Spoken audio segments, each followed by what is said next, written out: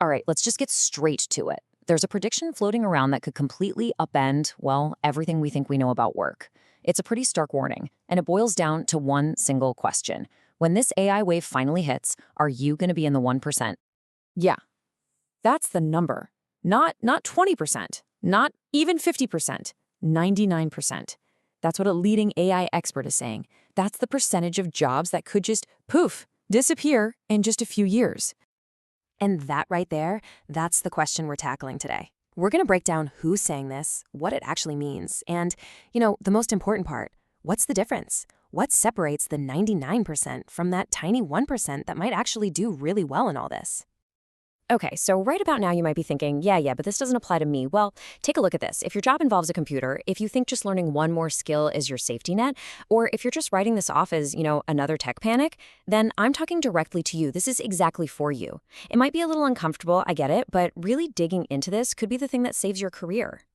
So who's making this wild claim, right? This isn't just some guy on the internet. This warning comes from Dr. Roman Yampolsky. He's a heavy hitter in AI safety research, a professor whose entire job is to figure out what happens when machines get smarter than us. And this whole prediction, it really hangs on one big idea, AGI, or Artificial General Intelligence. Now forget the AI you use today, the stuff that's good at one thing. AGI is a whole different beast. We're talking about an AI that can do any thinking task a human can. And once a machine can think and reason and create just like a person, well, the whole economic reason for hiring most of us kinda dissolved. And you really have to let this sink in for a second. We need a huge mental shift here. This isn't about AI helping you work faster. It's not about an AI assistant. It's about AI completely replacing the need for you entirely. That's a massive, game-changing difference. So what does this look like? How does it actually happen? Well, the theory goes that it's a two-stage collapse. First up, stage one, the digital jobs vanish. Basically, anything you do on a computer screen is at risk first. We're talking accounting, marketing, coding, legal work, even creating content. Then comes stage two. As those humanoid robots get better and cheaper, the physical jobs start to follow. Construction, manufacturing, delivery drivers, you name it. And here's the cold, hard truth of it all. This has nothing to do with what's fair. It's about pure, simple economics. Why would a company hire 5 employees when a single AI subscription for $20 a month can do the work 24/7 with no breaks, no sleep, no benefits? The math is just brutal. So, wow, this sounds pretty bleak, doesn't it? It kind of makes you wonder, is this it? Is this the end of work? For real? Well, not exactly. The story doesn't just end there in total collapse. This isn't the end of work itself, but it is absolutely the end of work as we know it. And that's the key. A ton of jobs might go away, but what we even consider valuable work is about to get a complete rewrite. Okay, so who are these 1%ers? Who survives?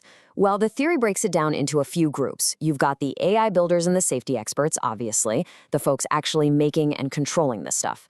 Then you have the people managing the physical side of it, the hardware, the data centers. After that, it gets interesting. It's providers of super high-end, ultra-premium human services. Think a top-tier coach or a brilliant lawyer. Then there are the human-centered emotional workers, therapists, caregivers. And finally, creators of handmade, artisanal things where the whole point is that it was made by a human.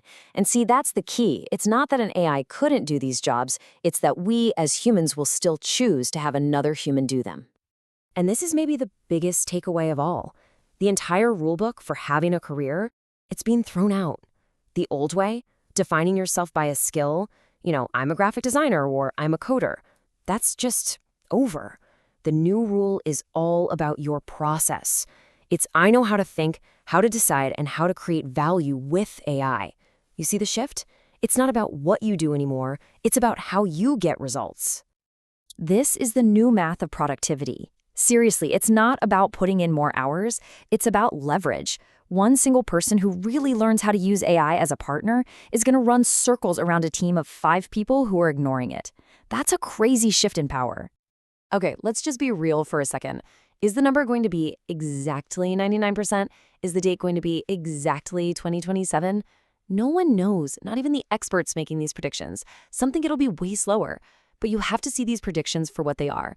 They're not prophecies, they're warnings. Because this is the real trap. The danger isn't that the prediction is 100% right. The real danger is doing nothing, waiting around for certainty before you make a move. Because when this shift happens, it's going to be fast. And the people who get left behind will be the ones who are still on the sidelines saying, "Show me the proof." So look, the point of all this is not to make you panic. Panicking is useless. It just makes you make bad choices. But, and this is a big but, you can't ignore this either. Complacency is your biggest enemy right now. The right move is to be deliberate, to start adapting thoughtfully, and to start right now. And if you take away just one thing from all of this, let it be this. The future won't belong to the strongest workers or the ones who were best at the old game. It's going to belong to the most adaptive thinkers, the people who can see the writing on the wall and completely reinvent how they add value to the world. So now I really want to hear from you. After all this, what's a job you think is safe from AI? And more importantly, why? Drop your answer in the comments. Let's actually talk about this and see what everyone thinks. And hey, if this was valuable for you and you want to be someone who stays ahead of these things instead of playing catch up later, you know what to do. Hit that subscribe button so you don't miss the next one. Which brings us right back to the beginning, doesn't it? Back to that one question. And it's a question you should probably be asking yourself tonight, tomorrow, and for a while to come.